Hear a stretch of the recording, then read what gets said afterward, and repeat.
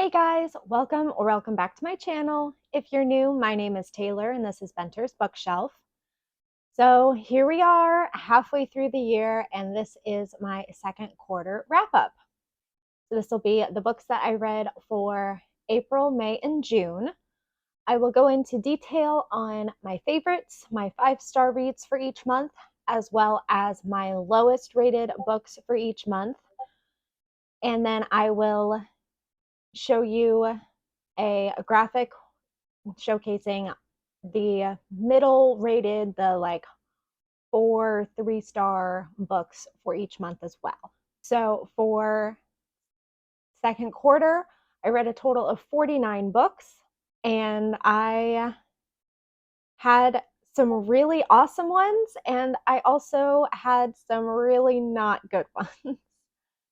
So without further ado, let's get right on into it.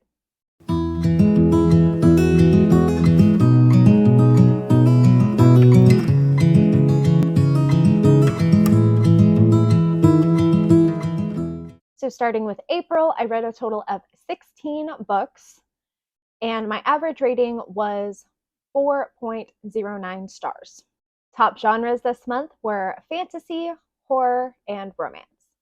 Going into my 5-star reads, the first one is A Sprinkling of Murder by Daryl Wood Gerber. I read this for the Cozy Hollow Book Club, and it is a cozy mystery. So we're following our main character, Courtney, who owns this like fairy garden store in Carmel by the Sea, California. It is the most like storybook small town, I think, in America.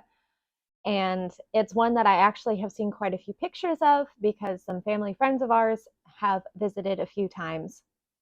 So it was really easy for me to visualize this novel and the kind of setting that it takes place in. So, being a cozy mystery, of course, it involves a murder. And the murder in this novel is Courtney's sort of colleague. He owns the pet grooming place, basically in the same complex that her fairy garden shop is in. And the murder takes place inside of her shop. Why was he in there? Well, you need to read the book to find out. But this was super fun and it really immersed you into the community. We got details and fleshed out descriptions of a whole bunch of different members of the community. I really enjoyed that our main character was kind of on the older side instead of being like a super plucky young thing. And our detective was on the older side too, which I really enjoyed. He was about the same age as our main character's dad. So it wasn't a like main character plus detective romance kind of thing, which you do get pretty often in cozy mysteries. The magic was amazing. I loved everything with the fairies and how the fairies fit in with the investigation. It was just super, super whimsical, and it was a fantastic read. Next up is a nonfiction, and it is I Mom So Hard by Kristen Hensley and Jen Schmedley. Now, this was so funny, guys. Like, a group of my mom friends on Discord, we had a group chat going, reading this book together, and it was just fabulous. It was such a fun experience, and I highly, highly recommend this book for all parents, but especially moms, because it is so freaking relatable. I was laughing, I was crying, I was telling my husband about different things that these ladies talked about that I have also experienced, that we have also experienced. And it was just absolutely wonderful. Like, I cannot rave enough about this book. And it's just them talking about motherhood and things that changed in their lives becoming mothers, things that changed in their friendship becoming mothers, and just their whole experience, which is really, really comforting to read as well, because a lot of times as a mom, especially as a stay-at-home mom like I am and like so many others are out there, it's really lonely. And a lot of times you feel like you are the only one going through a certain issue or difficulty with your kids, or going through a certain doubt in yourself, or kind of an existential crisis with who you are versus who you used to be or who you want to be. And it was very validating reading this book and having them talk about these things that I've been through, that they've gone through, and it made me feel a lot less alone. Next up is The Coincidence of Coconut Cake by Amy E. Reichert. This is an adult romance, and it is food-based, which is one of my favorite things in the world because I am such a foodie. We follow our main character, Lou, who has her own restaurant named after her grandmother, Luella's, and it is a French cuisine restaurant, and it's struggling. The novel starts out with Lou finding her very alpha male type fiance in a precarious situation with his intern. So immediately her relationship is falling apart, her restaurant is struggling, she's not having a good time.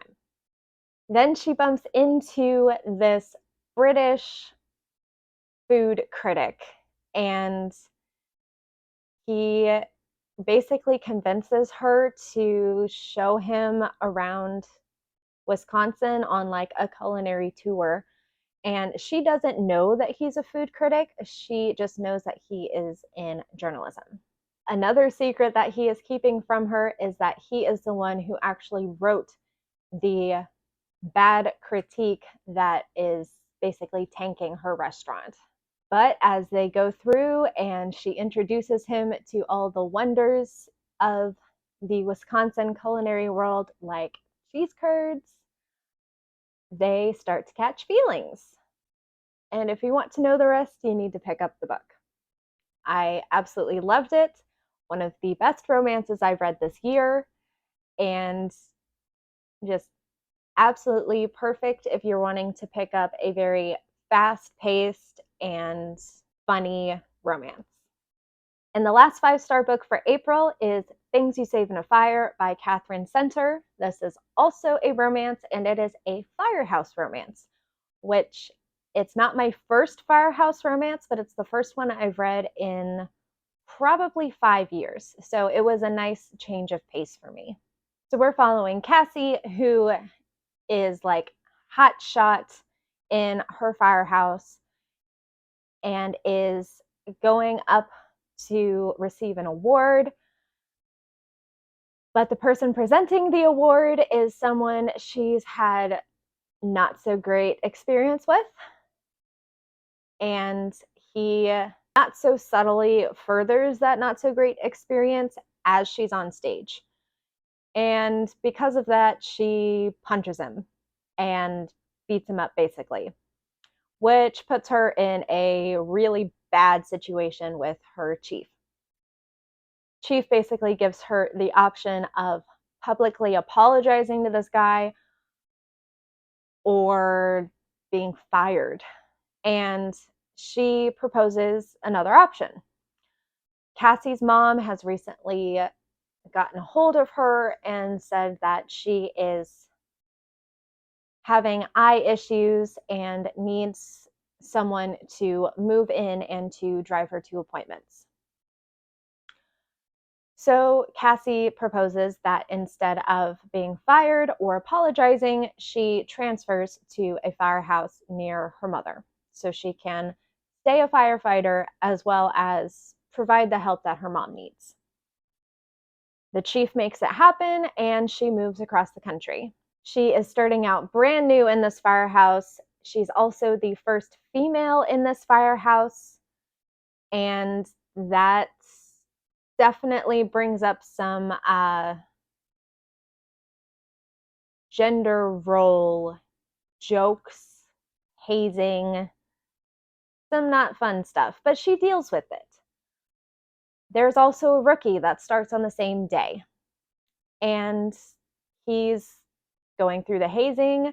They are being jokingly pushed together, and feelings start to develop.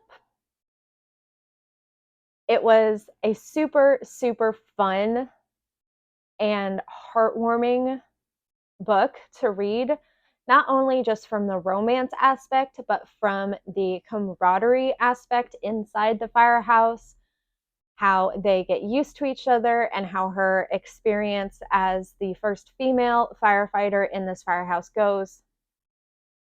It was everything that I wanted it to be. This is also my first Catherine Center book, and I definitely think that she is going to be an author for me to watch, because if the rest of her books go how this one went, she may be a new favorite author for me. Okay, moving on to my lowest rating book for the month. We have The Laws of the Skies by Gregor Courtois. I don't know if I'm saying that correctly. It definitely looks French, so I'm using the teeny tiny bit of knowledge I have of French pronunciation to try and pronounce it right. This is a horror novel, and I ended up giving it 2 stars. Basically, we are following this group of like really young kids, like pre-K age kids, like 4 or 5-year-olds, and their teachers chaperones on a like camping trip into the woods. So they get to the spot and things are going well, and then one of the kids just like cracks and starts killing people left and right. So we're getting the perspective of some of the adults as well as the perspective of some of the children throughout this story. And it just didn't do it for me. It was just very blah. It was just like, okay, yeah, kids gone nuts, killing people. Where's the story? So that's why I gave it 2 stars. I was hoping this would be a good one. I got it off of Jordaline's video of like the most horrifying books she's read. So I was really hoping that it was going to be scary and suspenseful, and it just fell super flat for me. Okay, so that was my 5-star and my lowest rated, my 2-star. Now here are my 4 and 3-star books. These were all good, decent books, middle of the road and a little bit higher for me. Not the standouts, either good or bad, but books that I enjoyed reading. And if you see any on here that you have also read, let me know your thoughts about them in the comments. I'd love to chat about them with you. So that is a wrap on April. Moving right along into May, I read 16 books in May as well, and my average rating was 4.27 stars, so a little bit higher than April. Top genres were fantasy, romance, and contemporary for this month, and I had 6 5-star reads this month. Starting off with Just Your Local Bisexual Disaster by Andrea Mesquita. This one was super fun. It is YA contemporary with a little bit of romance in there.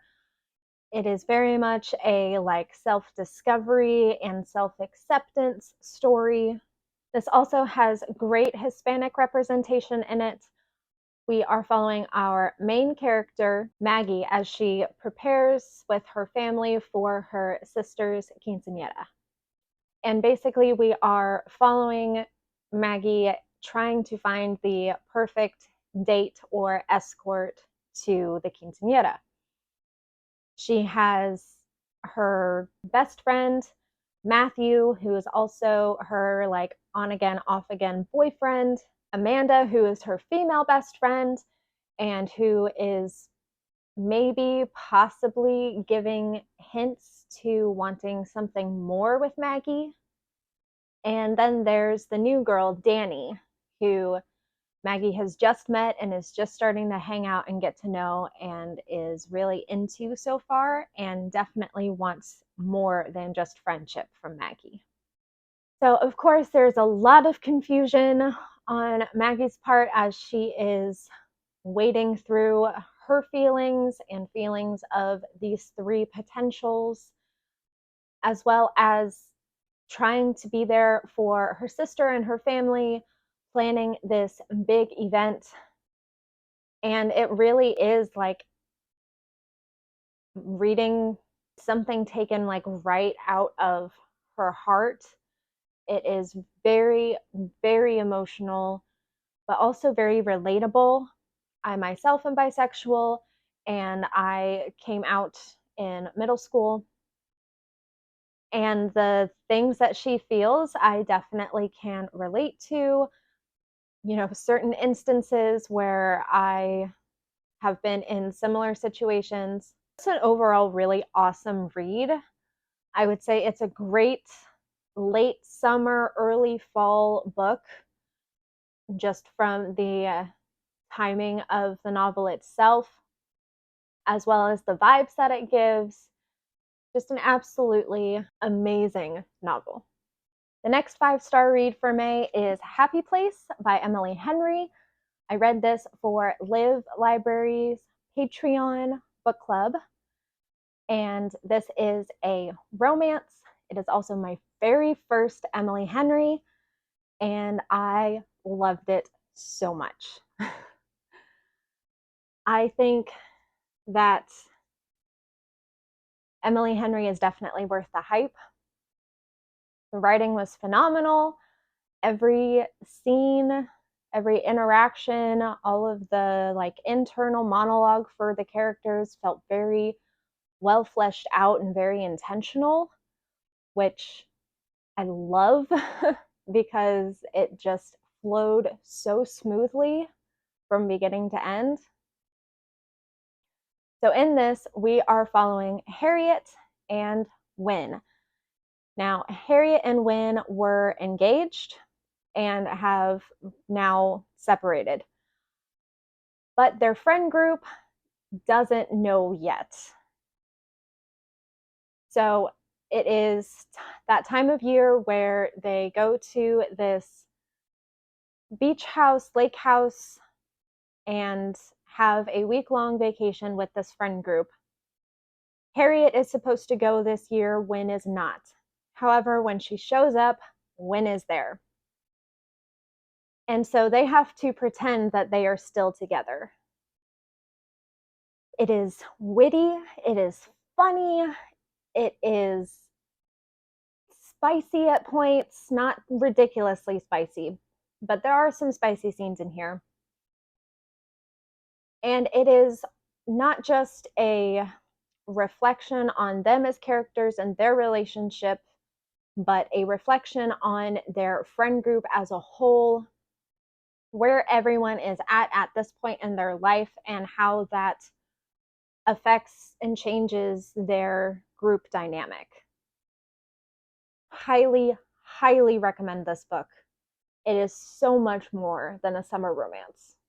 Next up is one that I read for the Spring Quest Readathon, as well as the Whimsy and Wit book club for Lexi's Patreon, Fox and Wood, and that is Eva Evergreen, Semi-Magical Witch by Julie Abe. This one was so amazing, guys. If you like Kiki's Delivery Service, read this book. There are 2 of them out, and you will not be disappointed. So we are following Eva, who is a novice witch and is going off on her novice journey and has to help whatever town she ends up in to be able to move on to being a full-fledged witch. And the town she ends up in is one that's pretty dang far away, one that is very hesitant about having a new witch, a young witch, coming to serve them, and basically doesn't think that she can do it. The culling, which is this big, evil, magical force that hits either every year, every other year, something like that, in the fall, is approaching, and the mayor of this town tells Eva that she has to basically fortify the town with her magic to protect it from the culling. Now, there's semi-magical in the title for a reason. Eva is not a super talented witch like her mother, who is a grand master. She basically just has like fix-it magic. She has repair magic. And she opens up a little repair shop in an alleyway and does some little repairs, but she has no idea how she's going to fortify and protect this town from the culling with the little bit of magic that she has. She also ends up bonding with and adopting a cute little flame fox, which is just the cutest thing, and I want one myself. And it is just an amazing journey that she is on. It is middle grade. It is definitely one that I'm going to give my daughter to read because I just loved it. Next is one of my favorite books of the year so far, and it is one that I received as an ARC from NetGalley, and that is The Language of Love and Loss by BART Yates. This is a literary fiction, and we're following main character Noah, who is visiting his mom and has just learned that she has been diagnosed with ALS. And that is very devastating news because it is a fatal disease. He is dealing with learning this news about his mom, and she has asked him for basically an impossible thing, and that is to locate the baby that she gave up for adoption when she was a teenager. So he's now on this mission to locate his half-sister, and I'm trying not to spoil anything. It is a very emotional and heart-wrenching journey. It is also one that I connected with on a very deep level, with having recently lost my own mother, and also with the history of adoption in my own family, and in recent years having located biological family members as well. It is something that I just connected to on a very deep level, and I think it was exactly the book that I needed when it came into my life. It was written beautifully. It's one that I have recommended my sister read for the same reasons that I loved it. And if you want a very family-centric, reflective, and moving story, this is the book you want to pick up. Next, we have The Night Animals by Sarah Ann Jux. This is another middle grade novel, and also another one that I read for the Spring Quest Readathon. Oh my gosh. I knew just about nothing about this book going in. I went in pretty much blind, and I was so happy with how this turned out. So we are following Nora, who is a young girl, and she lives with her mother. Her mother has been diagnosed with and suffers from PTSD. It is just Nora and her mom, and things are really tough at home for Nora, dealing with her mother's symptoms as well as just trying to be a kid, but also basically having to raise herself because there are many more bad days for her mom than there are good. So in this, as you can see here, we've got like a shimmery rainbow fox here. And that is just one of the spirit animals that come to Nora and basically help her cope and give her strength throughout this journey. She also makes friends with kind of a quirky boy whose grandfather lives across the street from her house. And it is just a beautifully written and wonderfully whimsical tale of a girl coping with the sad circumstances of her life. Highly recommend this book for anybody, but especially for kids, because it does deal with the sensitive topic of PTSD, and it is done in such a wonderful way that I feel like it is very relatable to kids and going to be easy for them to understand.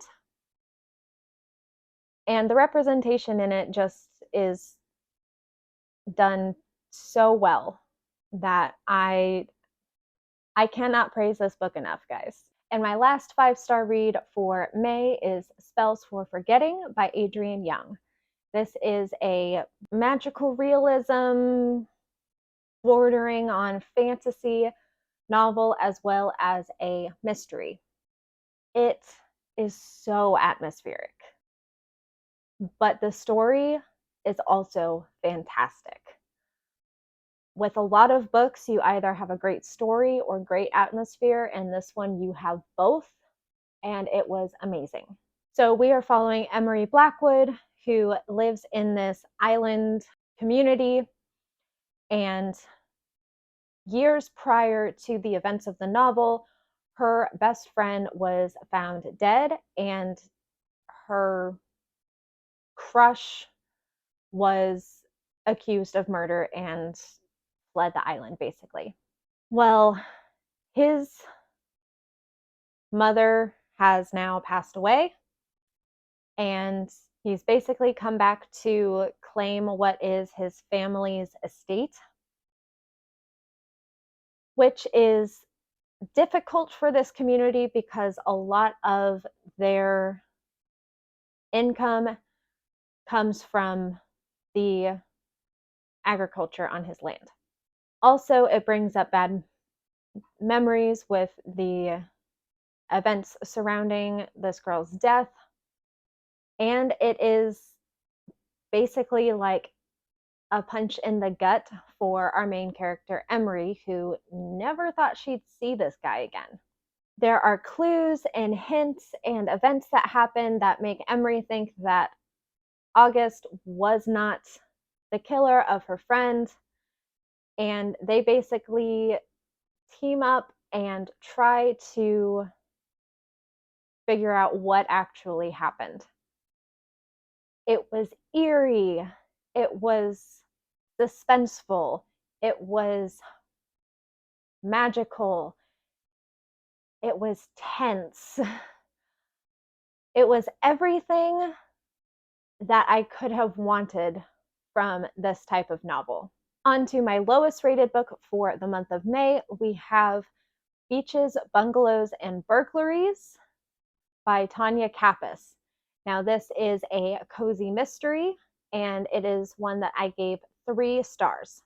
So not horrible, but it is my lowest rated book for that month. So our main character is Mae West, and she has just gone through a divorce because her husband was basically caught embezzling a whole bunch of money and has been thrown in jail. May has lost everything except for an RV and an RV park that was apparently solely in her name. So she packs up everything and she goes to this RV park with the idea that she's going to fix it up, make it a destination spot, and sell it. But then her ex-husband's body shows up in the lake at this RV park. And things are tricky there. So she takes it upon herself, much to the chagrin of the local law enforcement, and tries to figure out what the hell happened. All the while, she is engaging with the residents at this RV park and getting to know people in this small community and getting to know herself as well. Or I guess getting reacquainted with herself outside of her millionaire lifestyle that she had with her ex-husband. This was cute. It was all of the basics of a cozy mystery, but it was very blah.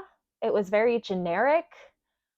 I didn't really find anything in the story or the characters that I would rave about, but it wasn't bad. It was just a basic cozy mystery, which is why I gave it 3 stars.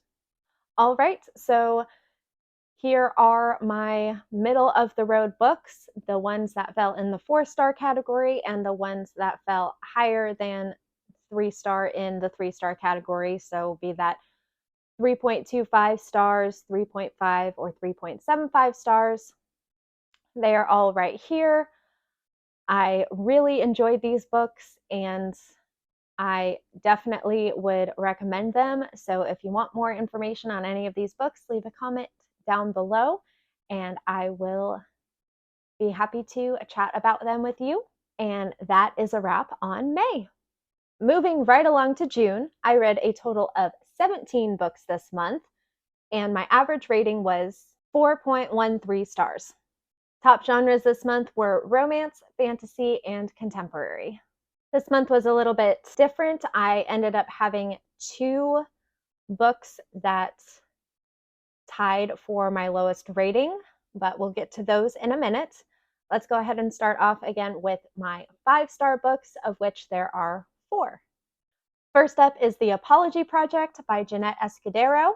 And guys, this is your sign to read your own TBR, because I have had this book in my digital library for years.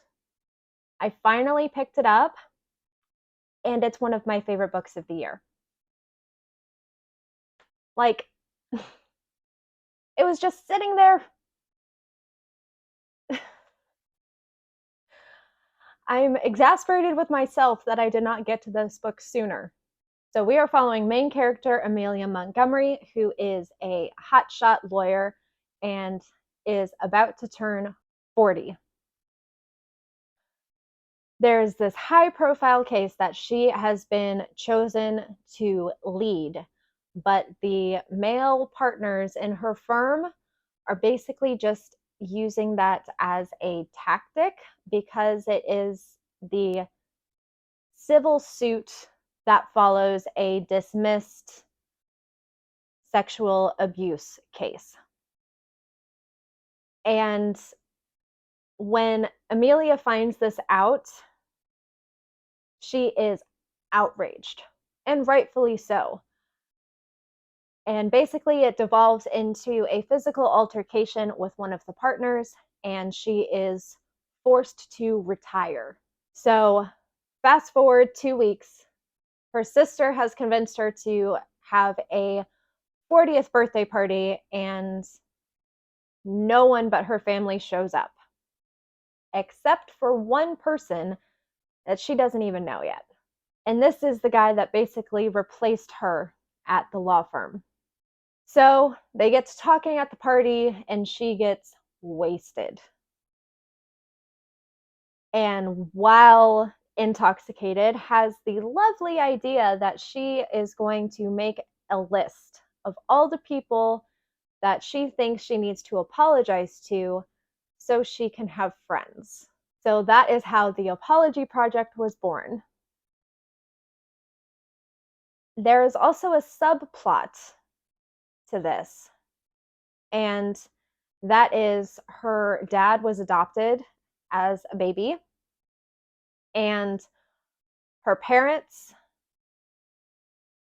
did the 23andMe Ancestry DNA tests, and her mom basically had her do it as her birthday present. So she gets results back and finds out that she is Cuban. And this ignites a whole new passion inside of her. And she gets matched with a potential relative and starts conversations to find out more about her family history. Overall, this book is about growth.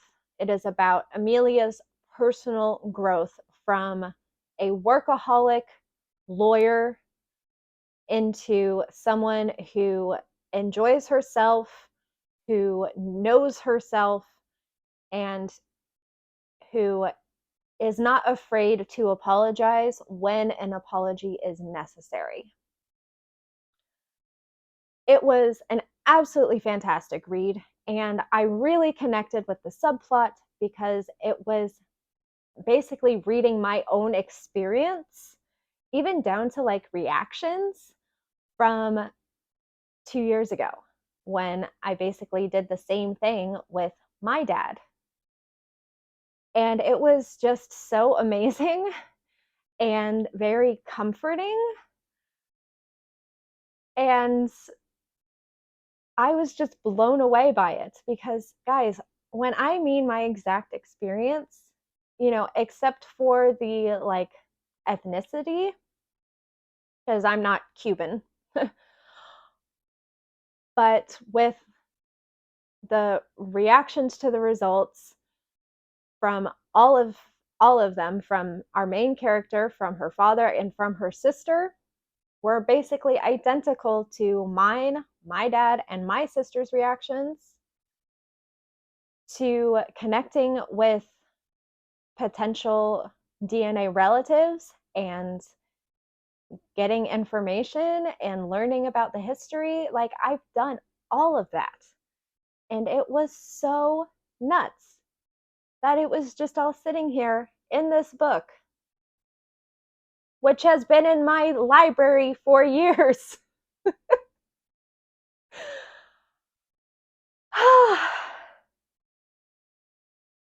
So there you go. Read your own TBR. Next is Can't Spell Treason Without T by Rebecca Thorne. This is one that I purchased on sale based on a recommendation from someone in Discord for it to be a cozy fantasy. I do consider it a cozy fantasy. However, if you are wanting something with zero stakes, that is not this book.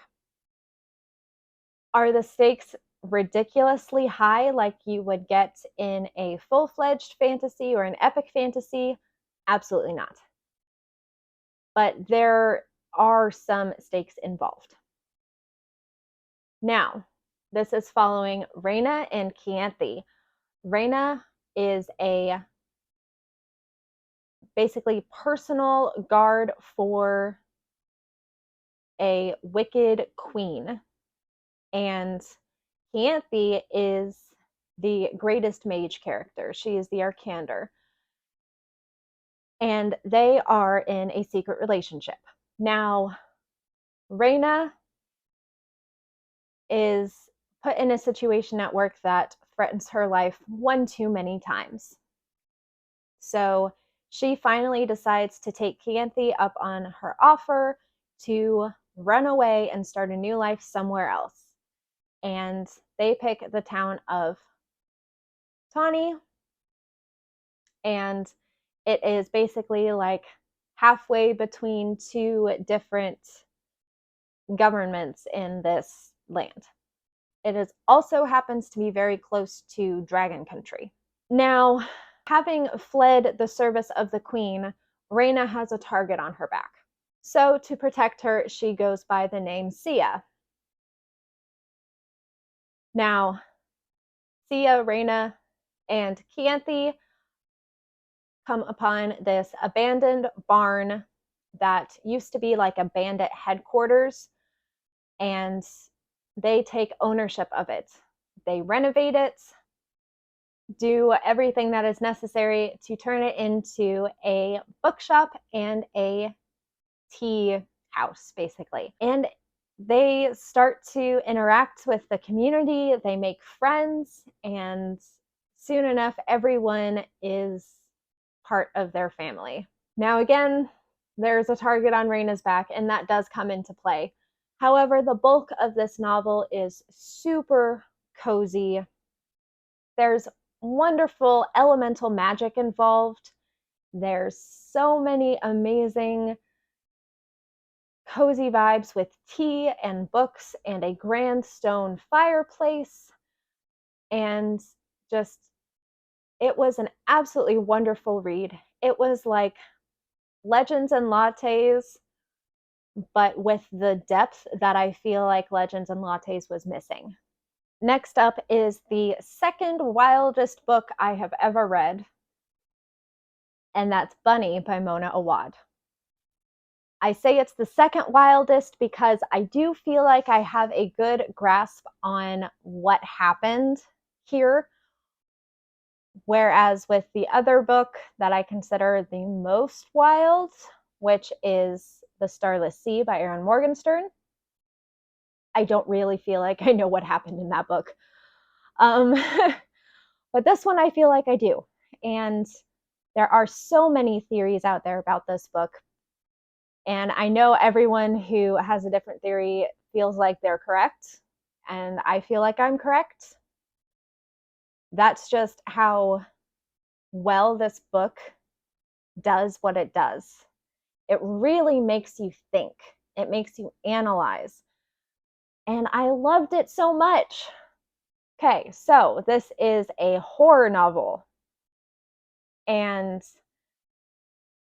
there's basically a sorority type cult thing. And no, I don't have any better description other than that. And I can't say a whole lot because spoilers. But if you like insanity, if you like horror, if you like cultish things, this is the book for you. And the last 5-star book is A Good Girl's Guide to Murder by Holly Jackson.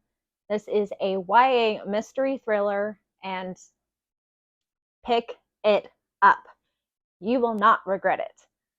So we are following Pippa, who has this big senior thesis that she has to write, and it can be about anything. So what topic does she pick? The cold case of the disappearance of Andy Bell, who was a girl a little bit older than her 5 years prior to the events of the book.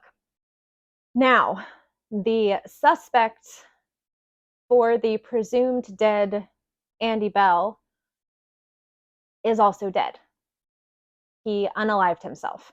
Pippa works with his younger brother to try and clear his name because Pippa doesn't think that he was guilty. This is a total, like, classic crime mystery type book with the added humor and nuances that are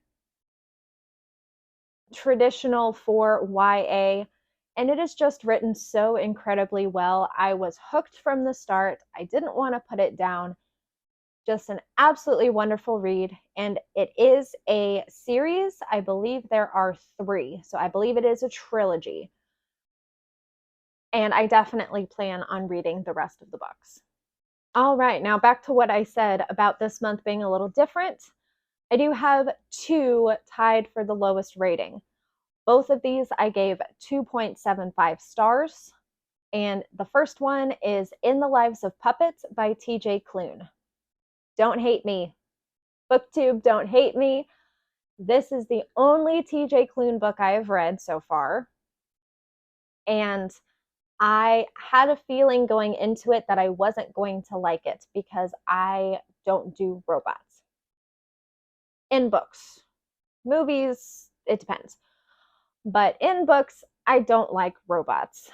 So here we have a sci-fi story where the main character is the sole human in this universe. And the rest of the characters are androids and robots.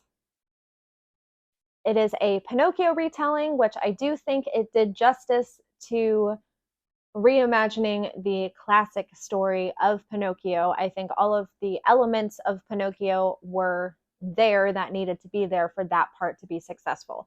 And I do think that part was successful. I also had an issue with the tone of this book. It is an adult novel. However, it felt like it was a middle grade, but with racy language. And that just didn't jive for me.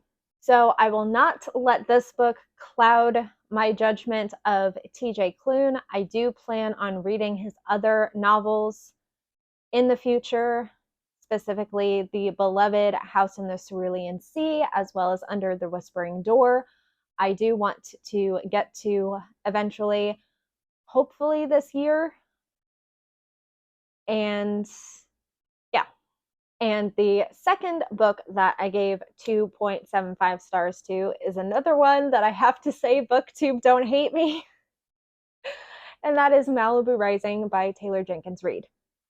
This was also my first Taylor Jenkins Reid book. Now, this was basically a family story, kind of character study. It's basically famous children of a famous dad type deal in 1980s Malibu. And for me, it was just rich bitch drama and rich bitch partying and drugs galore. Like, there was times where it was just like, there were trays of cocaine all around, and this guy was snorting cocaine, and look, more cocaine. And I'm just like, we get it. Like, stop. So it just wasn't for me. I'm not real big into drugs being a main part of the story. You know, with certain things, it works, like, you know, favorites from my childhood, like Go Ask Alice. Drugs main part of the story there. Or the Crank series. Drugs are main part of the story there. But for this, it just wasn't doing it for me. I'm not going to let it cloud my judgment of Taylor Jenkins Reid, because I know that books like Seven Husbands of Evelyn Hugo and Daisy Jones and the Six are beloved among the community, and I feel like I would probably really enjoy those. This just didn't do it for me. And here are my 4- and 3-star reads for the month of June. I am really happy about how this month went, and I definitely recommend these books. If you've read any of them and want to talk about them, or if you want to know more about any of these books, again, please leave a comment down below, and I'd be happy to chat with you about any of these books. And that is a wrap on June, as well as a wrap on this wrap-up. So if you enjoyed this video, please give it a like and subscribe to my channel if you haven't already. Ring the notifications bell. I have 3 vlogs coming up in the next couple of months, and I have a few sit-down videos coming up. The mid-year freakout tag is coming up, as well as the long-awaited cozy mystery recommendations video. So please stick around, and I will see you guys in my next video. Bye!